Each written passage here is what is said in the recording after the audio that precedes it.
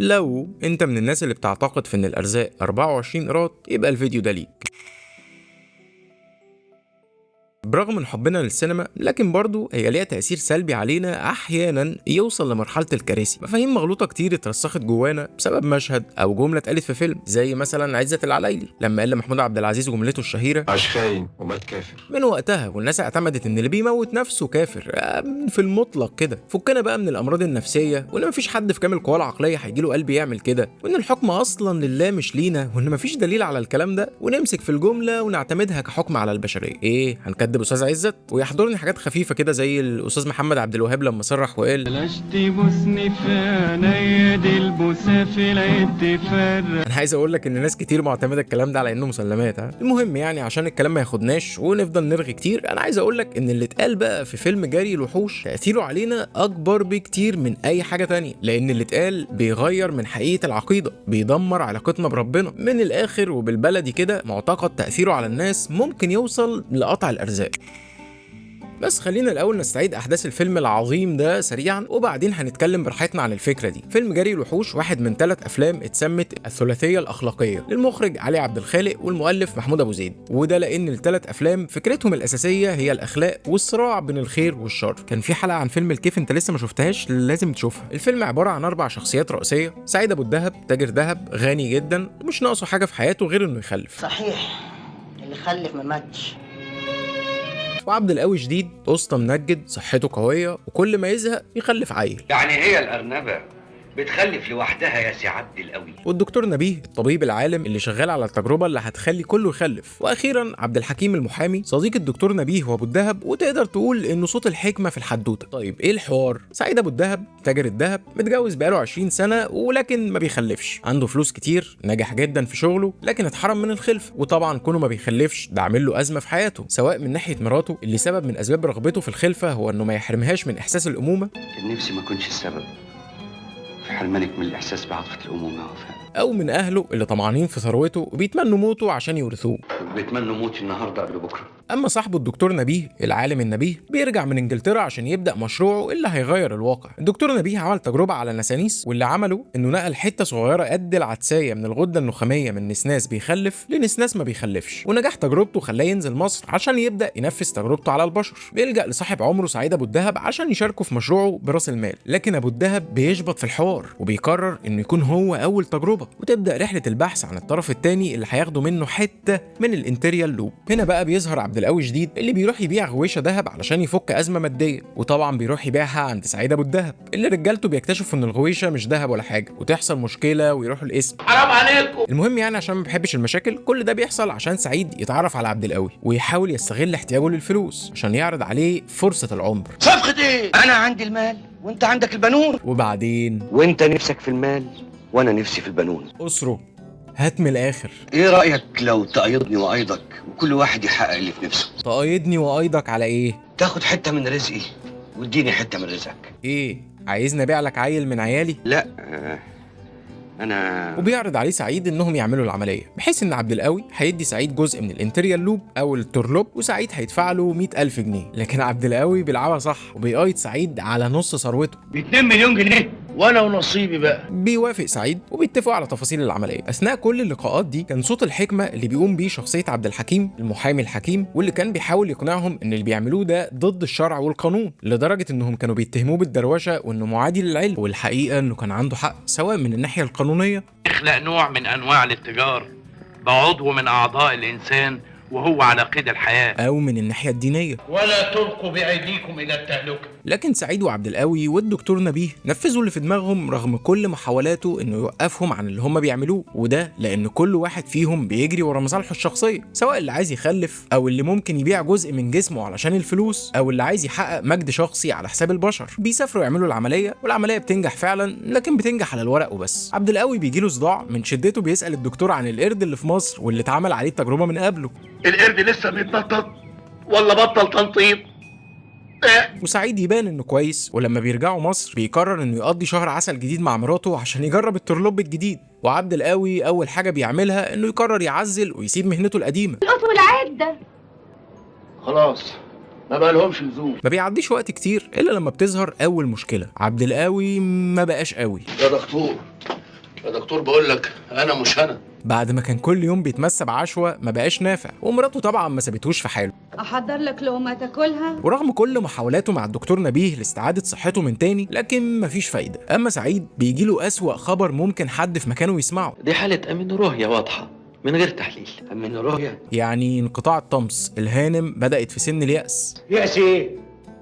دي ما كملتش 40 سنة. عبد القوي بدأ يدور على حد ياخد منه حتة من الترلوب بتاعه. حسن جاءت ب5000 جنيه عملة سهلة، طقشة واحدة. لا يا عم، طقشة الدماغ أصلا. وسعيد بيكمل ورا الدكتور اللي بيقنعه يتجوز لمدة شهر واحد من واحدة تانية علشان يخلف منها، وكالعادة عبد الحكيم بيعترض وهم مش طايقينه. يا أخي أنت مالك؟ الله يقطعك ويقطع قانونك. مش عارف هم بياخدوه معاهم ليه يعني. لكن طبعا مراته ما بتقبلش بالكلام ده وبتطلب الطلاق، وسعيد حرفيا بيخسر كل حاجة، فلوس وصحة وبيت الزوجية، ورغم كده بيتجوز فعلا. لكن المفاجأة ان سعيد بيصاب بالشلل. وعبد القوي دماغه بتلسع، وبسبب طمعهم واحد اتشل والتاني اختل. لحد هنا انا وانت لو هنتفق على صوت فيهم فاكيد متفقين مع صوت الحكمه اللي على لسان صاحبهم عبد الحكيم، واللي ياما حذرهم. انا مال الدنيا كله، خلينا افتح نافوخه وبيع منه حته. والله اذا كنت تقدر تداوي اخونا سعيد بعلمك نقول لك اهلا، لكن اذا كان دواك مقطوع من لحم البشر نقول لك لا. الدنيا مليانة ناس عمالة تبيع في كلاويها وفي شاشة. بيع باطل ضد الشرع والقانون. اسم الإنسان له حرمته لأنه ملك اللي خلقه. ولا تلقوا بأيديكم إلى التهلكة.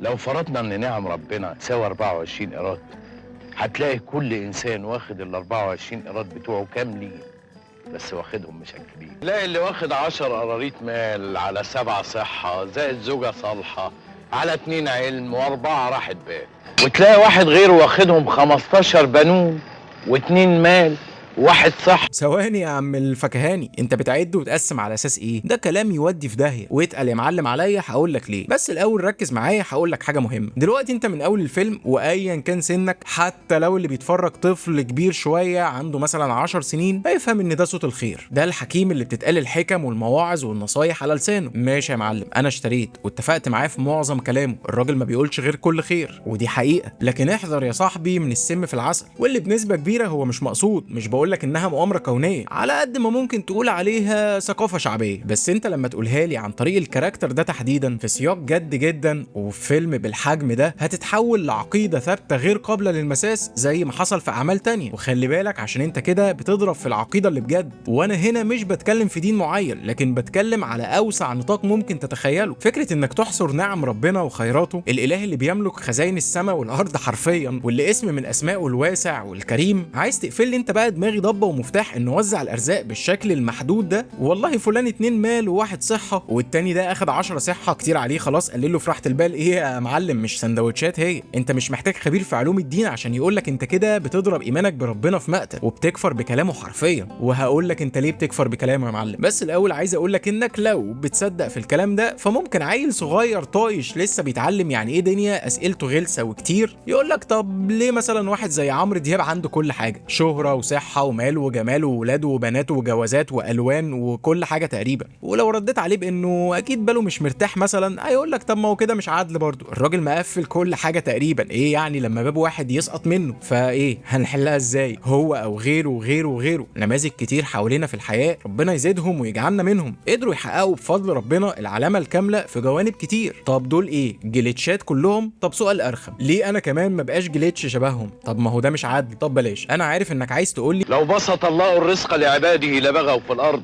حكمته كده يا اخي. فيعني ما تدورش ان ربنا يديلك كل حاجه حبيبي، حتى لو هو بيملك خزائن السماوات والارض. طب ما هو ده كلام جميل وما بينفيش ابدا ان ربنا كريم وواسع ووهاب، وما فيهوش تعارض مع كميه الرزق اللي من نصيبك في الدنيا، لان ربنا برضو قال ان الله لا يغير ما بقوم حتى يغيروا ما بانفسهم. وفي الانجيل ايه بمعنى مشابه بتقول لا تشاكلوا هذا الدهر بل تغيروا من شكلكم بتجديد اذهانكم. يعني سامحوني لو نطق فيه مشكله، لكن المقصود ان في تغيير اهو ممكن يحصل، تغيير في الصحه زي ما حصل مع النبي ايوب، وتغيير في الخلفه زي ما حصل مع النبي زكريا، وتغيير في الحال المادي زي ما حصل مع النبي محمد وايوب وسليمان وموسى، وتغيير في الحريه زي ما حصل مع النبي يوسف. وفي كل قصه من دول كان النبي منهم بيكون على حال نفسي معين، ولما بيغيروا حاله وقدره ورزقه بيتغير. خد سكرين شوت للايات القرانيه دي وتاملها كده مع نفسك، وشوف مدى تعارضها مع فكره ان المكتوب مكتوب والرزق 24 قيراط وكل الكلام اللي على نفس المعنى ده، وهتلاقي تعارض كبير جدا.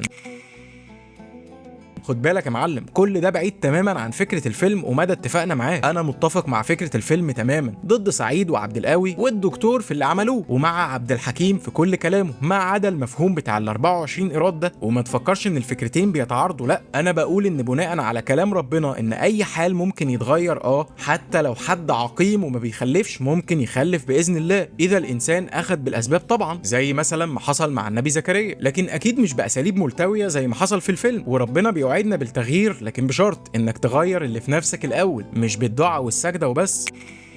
واخيرا خليني اقول لك ان استقبالك لمفهوم ان الرزق 24 قيراط، او اللي عنده نعمه ممكن جدا يتمنع من غيرها، او اي جمله بنفس المفهوم ده، هتعمل فيك 3 حاجات. اولا، هتبتدي تشوف نتائج حياتك باعتبارها خارجه بدرجه كبيره عن سيطرتك، وبالتالي هيقل احساسك بان مجهودك وقراراتك ممكن تاثر في حياتك. ثانيا، لو قررت لنفسك ان المحاوله مش هتفرق، ممكن مع الوقت يقل استعدادك للمحاوله اصلا، حتى لو ظهر قدامك فرص حقيقيه للتغيير. وثالث حاجه هتحصل لك يا معلم، انك لو استمريت شويه في طريقه التفكير دي وبقت جزء منك، هيتحول عقلك للعقليه اللي بيسموها في علم النفس عقليه الندره. يعني مجرد فكره هتغير شعورك، فسلوكك يتغير ويبقى على نفس التردد، ولما سلوكك وافعالك يطبقوا نفس الشعور، هتشوف نتائج من نفس الفكره اللي انت اعتقدت فيها، وهي ان رزقك محدود، فهتقلل مجهودك، هتقلل مخاطره، فالفرص هتقل. وافتكر دايما اني بحاول اربط السينما بعلم النفس، عل وعسى انا او انت نستفاد حاجه، او حتى فكره تستفزك وتخليك تبحث عنها، وهو ده هدف قناه في المايند.